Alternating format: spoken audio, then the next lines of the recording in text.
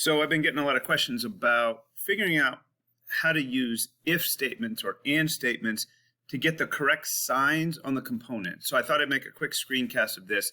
I'm going to show you just one way to do it. This was the first thing that popped into my head. There are other ways to do it. So if you talk to classmates that did it a different way, you might be speaking a different language. So I'm going to be looking over here because I have a monitor up here, so my eyes will not be on the camera.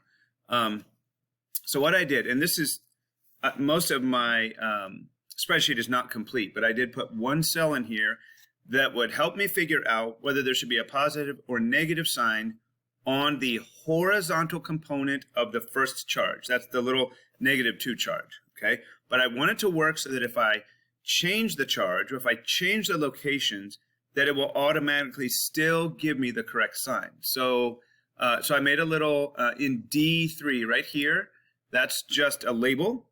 And then next to it is like what it's labeling. So as it is right now, I have a cell. Now this is really hard to read, and so I've actually blown it up. See where I'm circling right here? That's actually what's in that cell. So let me kind of unpack this. This is called an if statement.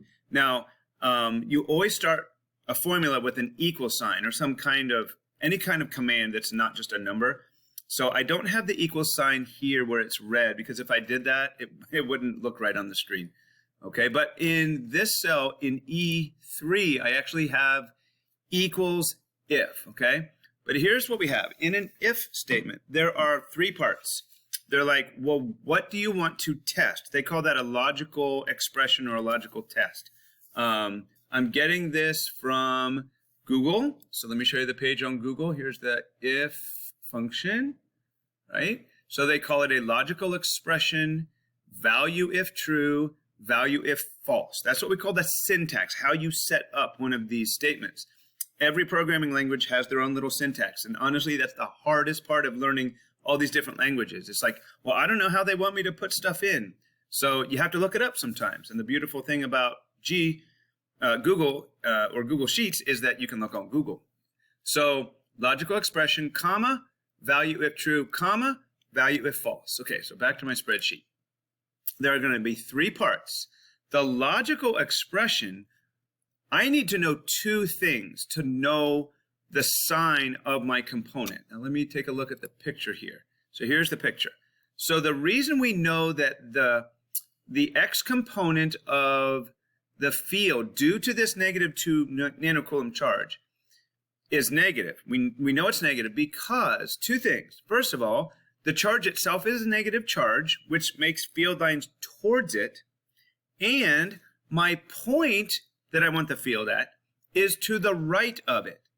Okay, so if either of those were reversed, like if the point was over to the left of it, or if this were a positive charge, then the sign of my component would be opposite.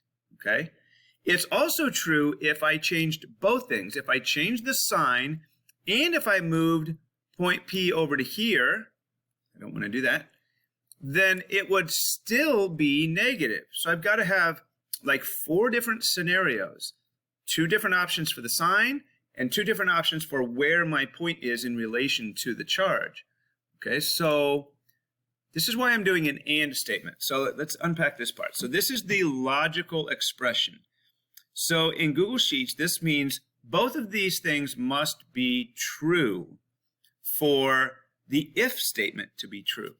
And they are that B2 is less than 0. B2 is where the charge is. So that means I have a negative charge if this is a true statement. And B3 has to be less than B10. That means the coordinate of my charge is to the left of or less than the coordinate of point P. So in this scenario, both of these things are true. I have a negative charge that is sitting to the left of my point. So then after the so that's the AND statement. And all that stuff after the and has to go in its own little parentheses. Okay, and then a comma. All right, now here's where we're at with the comma. I just did what's called the logical expression, then a comma. Value if true. That means, what do you want me to put into the cell if that is true? So if both of those parts of the and statement are true, then I would like it to put in a -1 because that's the sign that I want on the electric field. It has to be leftward in that scenario.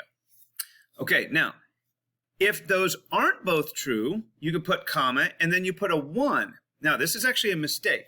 If you did that, then that would mean if either of those two options, either the sign of the charge or the location of the point, were not both correct, then it would give you a +1, indicating a rightward field.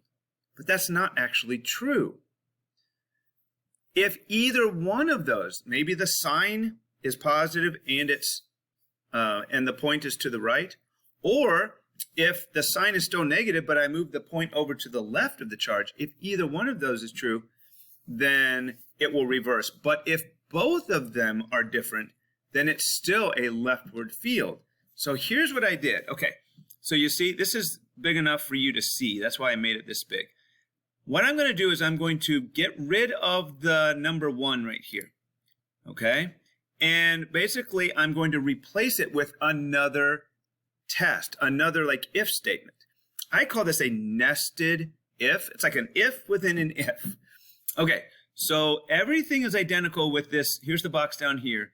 Everything is identical up to the point where that 1 is. And then I get rid of that and I replace it with a whole nother if statement saying, okay, now here's what we have.